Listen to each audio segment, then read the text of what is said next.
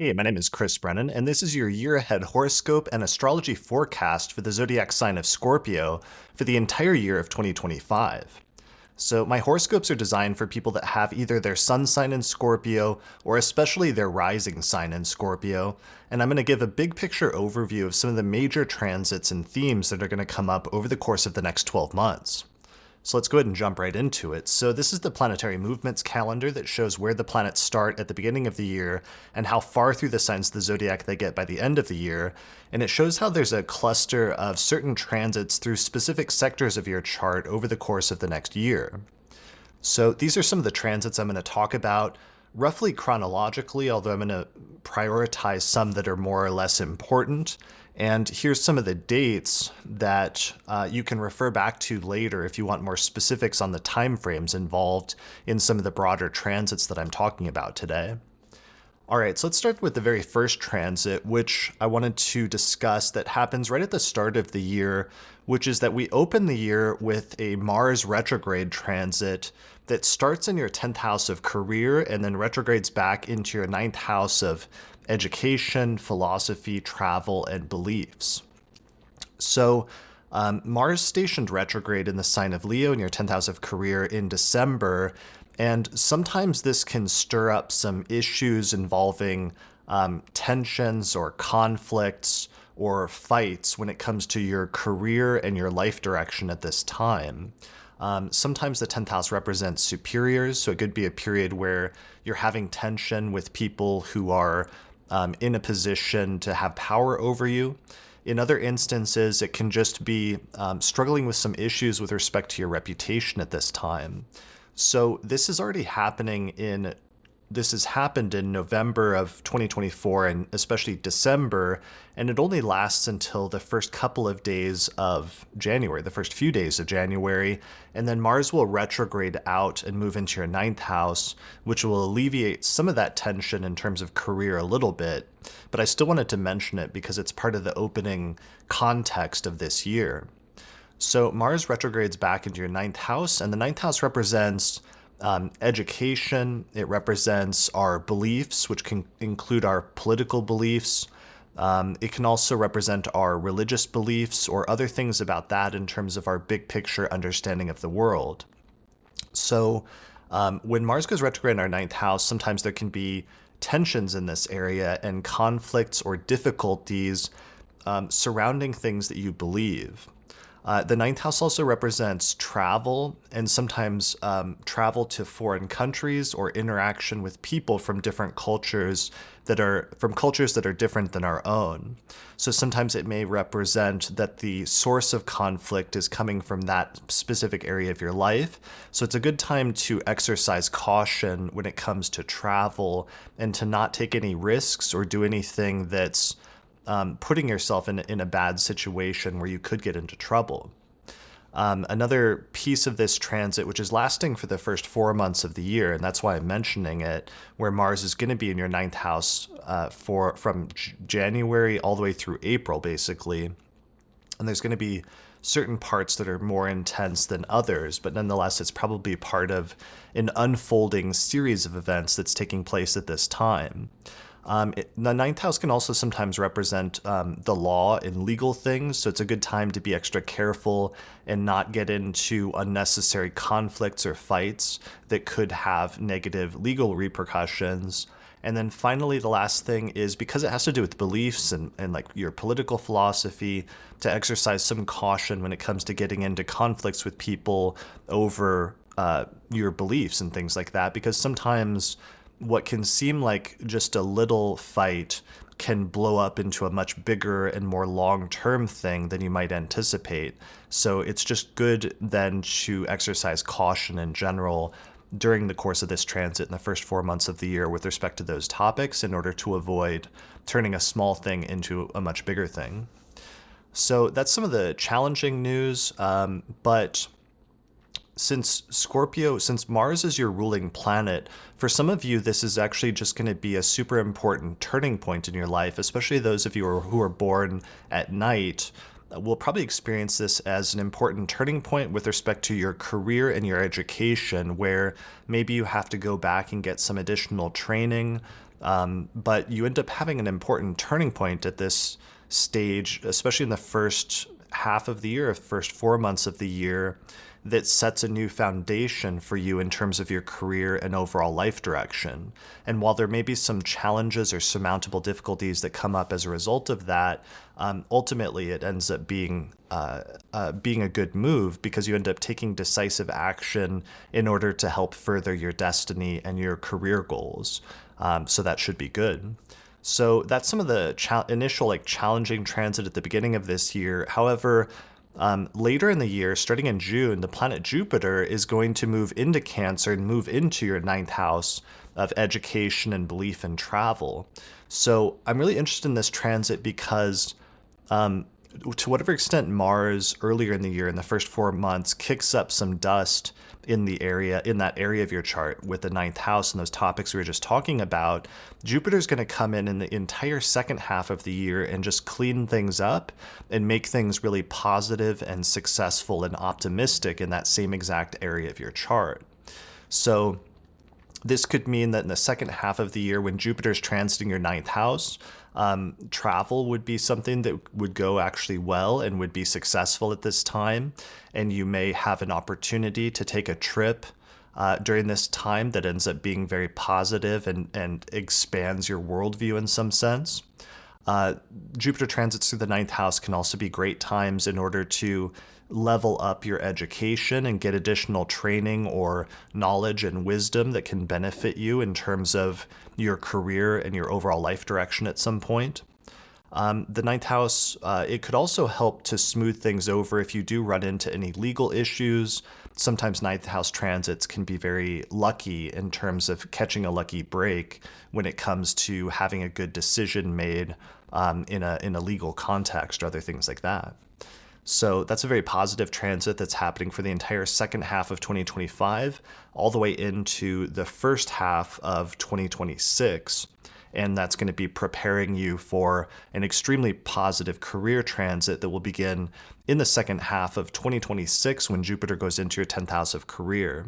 So take advantage of Jupiter's transit this year from June of 25 to June of 26 to get the extra education and learning and training and travel that you need.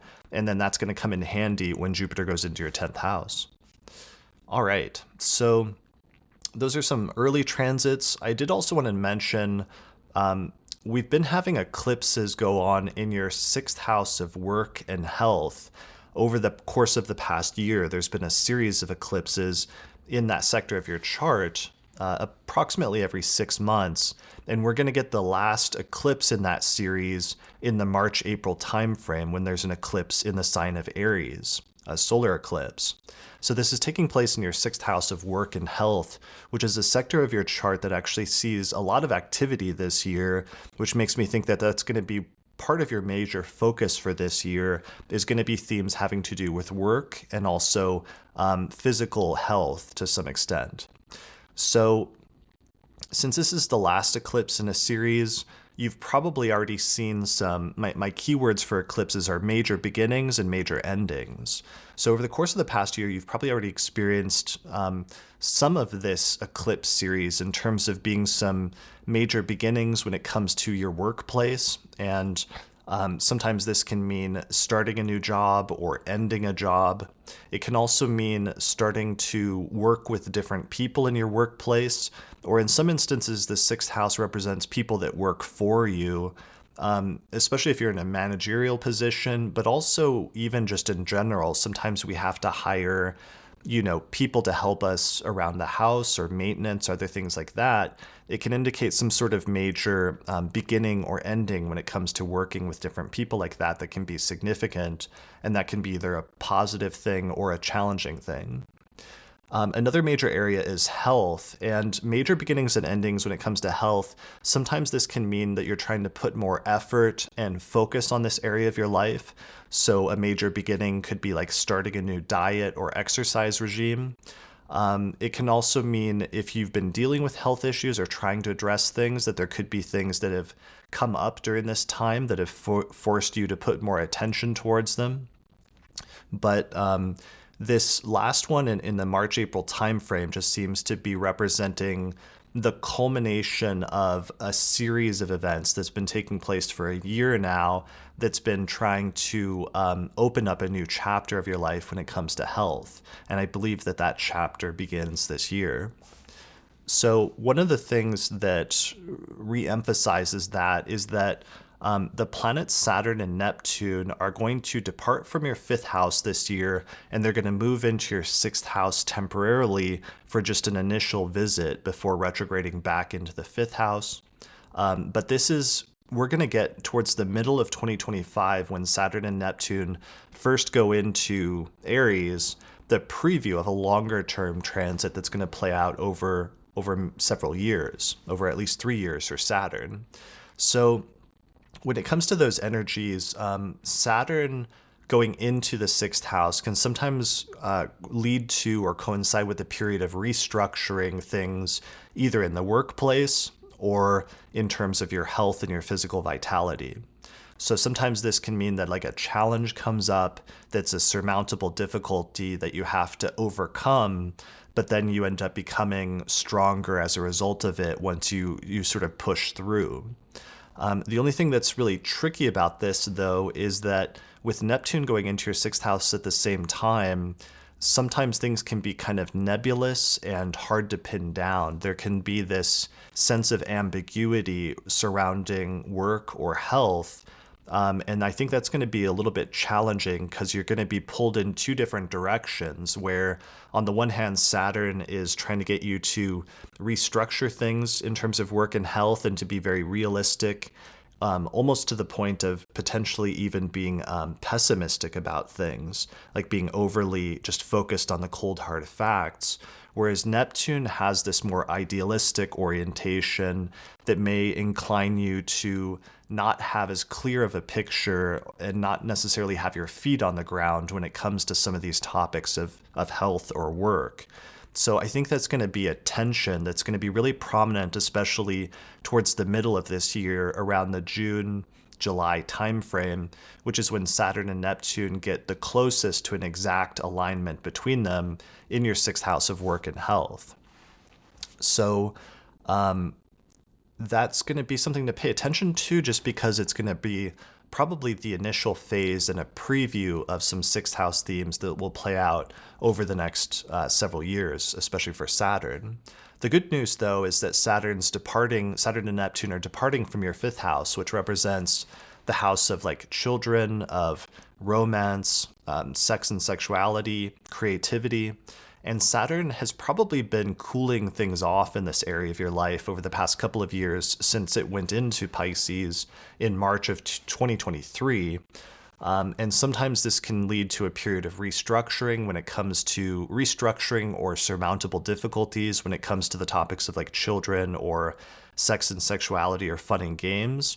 And I think one of the good pieces of news is Saturn starting to depart from that sector of your chart this year is going to lighten things up significantly. And if you've been experiencing any period of like low energy or low focus on that area of your life where it seemed more restrictive or more cold in the past couple of years, I think you're going to see things lightening up in that area significantly, especially around the middle of 2025. So Saturn will retrograde and Neptune will retrograde back into that sector of your chart in like late 2025 and early 2026 for one final pass. But I think this is exciting because them departing from that house this year is going to give you a little preview of what it's like to have that house free of Saturn, which may be just experienced as more subjectively positive once you get that preview over the course of the middle part of 2025. All right, so those are those transits. The next transit I want to talk about is the Venus retrograde that takes place in your sixth and fifth house in the springtime, where Venus slows down and it stations retrograde in your sixth house of work and health, and then it retrogrades back into your fifth house of children and sex and romance and creativity and fun and games. So for those of you, especially with night charts, I think this is going to be a really positive time where with Venus stationing in the sixth house, sometimes it can connect the topics of work as well as fun and enjoyment. So there may be some sort of positive connection where maybe you make a new social connection or even potentially a new romantic connection with somebody connected to your workplace, and you start having more fun and sort of like enjoying life a little bit more during this time as a result of that new social connection. So that could be a really positive thing. You, of course, want to be careful because you don't want to get into trouble, and sometimes that can be tricky in terms of blurring those lines between like work versus your personal life. But for those of you, especially with night charts, I would consider this to be a pretty positive transit. In some instances, it may bring somebody back from your past. So sometimes Venus retrogrades have a way of bringing back old flames or old exes, and especially a Venus retrograde in your fifth house, it may be a time where an old romantic relationship comes back into your life from the past. So sometimes that can be like good. It can manifest in an actual rekindling of an old relationship or an old fling, even a casual relationship. So sometimes it coincides with that, but other times it's just bringing those people back into your life and reminding you of your past, but you may not necessarily choose to like restart a relationship with that person, which is fine. Sometimes the purpose of the transit is simply to bring some things back into the present from the past in order to remind us and to show us how far we've come in terms of our relationships and other things like that. So that seems like a really positive transit, and it's one to look forward to. And it's interesting that it's activating some of the same sectors of the chart that Saturn and Neptune and the eclipses and everything else are activating. So I'm assuming that's, it's all tied in with the same sequence of events that kind of like sets off a chain reaction somehow this year. And that brings us to the next set of transits I wanted to talk about, which is that the eclipses are shifting into your 5th and 11th house axis this year. First with an eclipse in the spring, but especially by the fall, there's this set of eclipses happening in Virgo and Pisces, which is in your 5th house of children and your 11th house of friends. And somehow you're experiencing major beginnings and major endings when it comes to this area of your life, especially starting at this time. So I think this is significant because on the one hand, it just re-emphasizes the 5th house themes where after a period of some challenges or surmountable difficulties when it comes to children or sex or sexuality or other things for the past couple of years when Saturn was going through Pisces, now all of a sudden we have these eclipses taking place there, and there may be some things that have to come to an end at this time, or where you run into like the end of a relationship that's sort of it's sort of gone through its entire life cycle at this point and has to come to an end. But the good news is that when things end under eclipses, it also tends to lay the seeds and the foundations for something else to grow. So there may be some sort of other relationship or other creative pursuit that you start going after at this time that will eventually become much more significant in your life.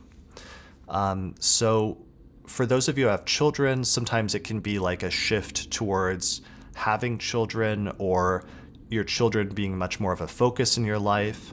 It can also mean that there's an important chapter that's opening up in your child's life where one major era is ending and a new era is beginning, essentially. Like some people that had eclipses last year reported like a child graduating from high school essentially and going off and becoming an adult when eclipses were taking place in their 5th house. So it's not just happening in your 5th house though, but it's also starting to open up a period of eclipses in your 11th house of friends and groups and alliances. And what this means is that there's going to be some friendships in your life that may reach a wall at this point where you've reached the end of the sort of like shelf life of that friendship, where either you're feeling like that friendship isn't as supportive and maybe you decide that you want to back out of that friendship or end it, or you may have friends where for whatever reason they are no longer in your life as a result of or around the time of some of these eclipses. So that's one scenario, because eclipses can represent major endings, but they can also represent major beginnings. So this may also be a period in which you find yourself becoming more social, starting to make new friends, building new social connections, especially if you connect with other like-minded people that have similar interests. And it can actually be a very good time to explore that and see if you can expand your friend or your social group. So that's especially the eclipses in Virgo and Pisces happening in the fall of 2025. All right, so the very last transit that I wanted to mention is the planet Uranus is starting to wind down a long transit through your seventh house of relationships that started in 2018 and has probably shaken up the topic in the area of relationships for you over the course of the past 6 years.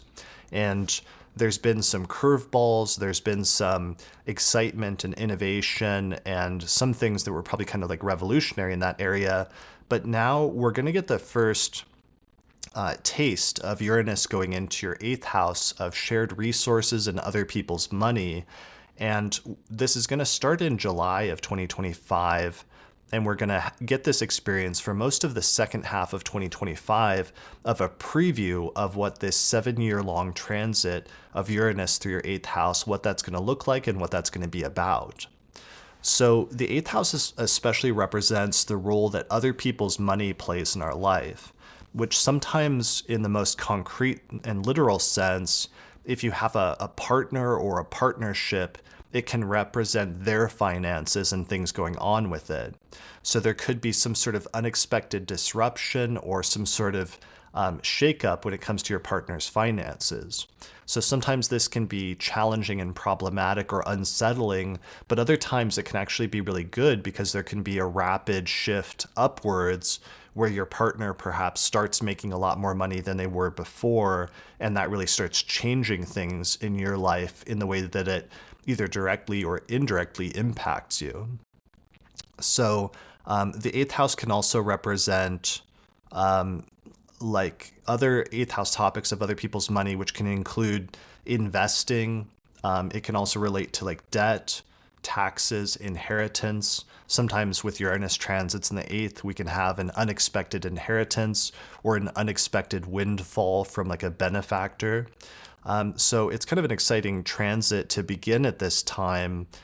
For some of you, it may be a continuation of that seventh house transit that changed some things in terms of your relationship situation over the past 6 years. But you can probably use it to good effect because one of the things that Uranus represents is technology. So to whatever extent you can leverage technology in order to improve your shared resources and the role that other people's money plays in your life, that could actually be a very, very beneficial transit for you as it makes its way through that sector of your chart over the course of the next 7 years. And the second half of 2025 is just the initial preview. All right, so I think that's it. Those are the major transits that I wanted to talk about today. It looks like a pretty good year for you where you have a ton of stuff going on, so it should be interesting to see how it all plays out over the course of the next 12 months.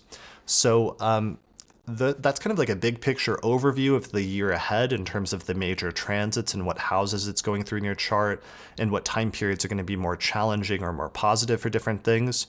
If you're looking for like a more specific forecast, I just released my 2025 electional astrology report where I go through the next 12 months of the year and I pick out the most lucky or fortunate dates for starting new actions and taking action and starting new ventures over the course of the next year.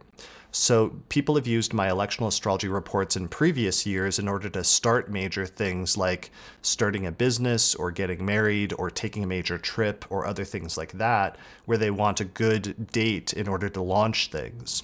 So that's what this report provides. So I just launched the report and I'm doing a 20% off sale through the first week of January. So you can get that with the discounted price right now at theastrologypodcast.com/2025 report.